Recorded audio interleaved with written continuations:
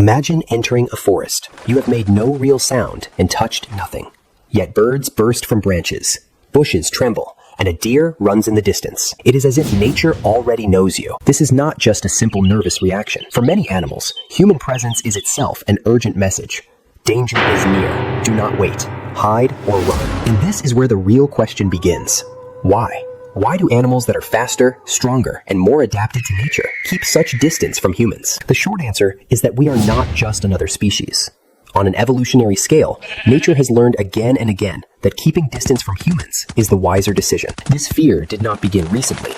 It is far older. Its roots go back to a time before cities, roads, agriculture, or even civilization in the modern sense. To understand this fear, we have to return to the hot, open plains of early humans, where our ancestors were weaker than many predators, yet possessed something nature quickly learned to take seriously. Our ancestors had neither the claws of a tiger, nor the jaws of a hyena, nor the speed of a cheetah. But they had one terrifying advantage. They could keep going far longer than prey expected. Early humans did not need to be faster.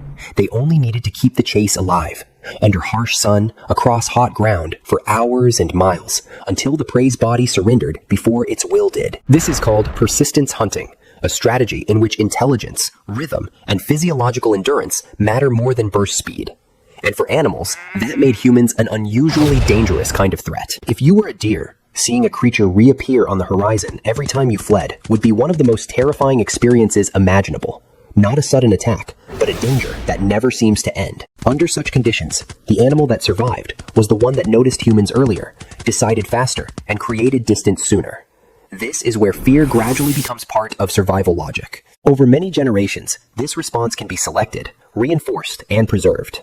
Fear of humans is not just an emotion for many species. It is the product of experience, natural selection, and biological memory. In behavioral biology, there is an important concept called the landscape of fear. It suggests that animals do not merely react to danger. They design their lives around the possibility of it. A deer does not fear only when it sees a wolf. Even if no wolf is present, it is enough for the environment to resemble a place where danger could be hiding. What time it comes out, where it feeds, which path it takes, how long it keeps its head down, and when it chooses escape over eating, all of it is shaped by fear. And for a very long time, humans have been one of the major forces shaping that hidden map. We did not merely exist in nature. We became part of the decision-making equation of animals. But here is the strange part. This story is not limited to prey animals. Even some large predators keep their distance from humans, which makes the pattern far more meaningful. In nature, predators usually do not fear one another the way they fear humans. That means we are not just another predator to many species.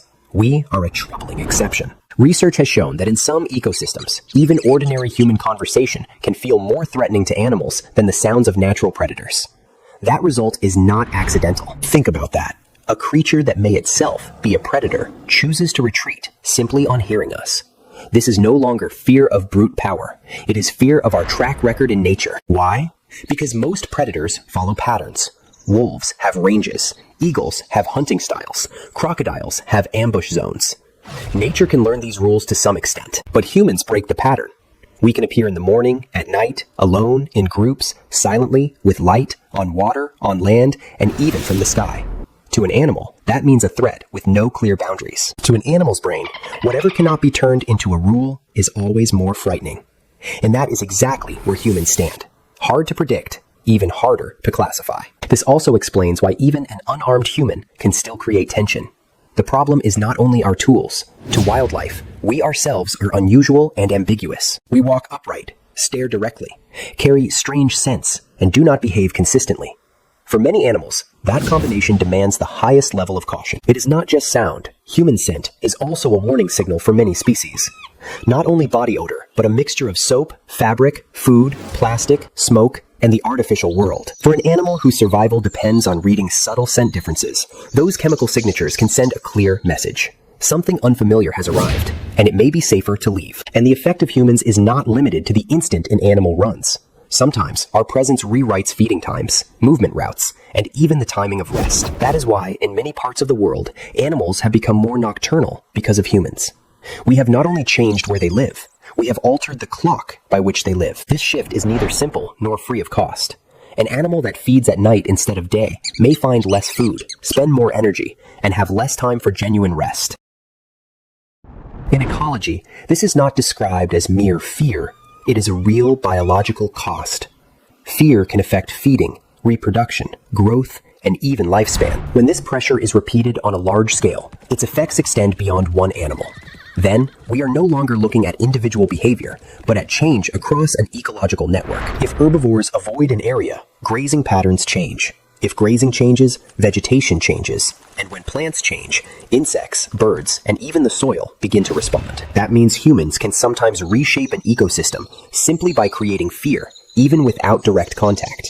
It is one of our most powerful and least noticed effects on nature. And this is where the story becomes sadder. When animals hide from us, we see them less. And when we see them less, it becomes easier to assume nothing is wrong. Nature may not be empty. It may simply have pulled back from us. The silence of some forests is not always a sign of peace. Sometimes it is a sign of caution. But if animals fear us so deeply, then why do they sometimes attack humans? This is an important question because the answer gives us a more accurate picture of animal behavior. In most cases, an animal attack is not a sign of courage. It is a sign of entrapment. When there is no escape route, when offspring are at risk, or when distance closes too much, defense replaces flight. Many dangerous encounters are fundamentally defensive, not predatory. An animal does not attack because it sees a human as prey, but because it feels survival has entered immediate danger. Still, not all animals fear us equally.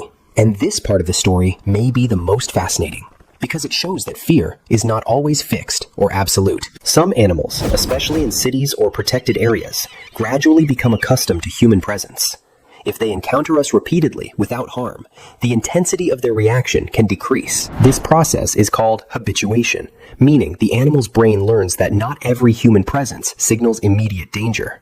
It is an important behavioral shift, and one that can be clearly studied. But even then, fear does not disappear completely. It becomes more refined. Some animals learn to distinguish between dangerous humans and harmless ones. Crows, for example, can recognize faces and even remember negative experiences. That means their response to humans is not purely instinctive. Part of it is cognitive and learned. Crows, for example, can recognize faces and even remember negative experiences. That means their response to humans is not purely instinctive. Part of it is cognitive and learned. Where humans remain non-threatening for long enough, some animals become calmer. And wherever violence, pursuit, or disturbance continues, nature withdraws once again. So the next time a bird bursts from a branch at your approach, or a fox changes course in the dark, maybe we should not call it overreaction. Maybe that animal is simply making the best possible decision to survive. And perhaps the real question is not why animals fear humans. The real question is whether we can one day become a species that nature no longer feels compelled to flee from. If you enjoy this kind of scientific storytelling and the fascinating mysteries of nature, make sure to like the video and subscribe to the channel so you don't miss the next episodes.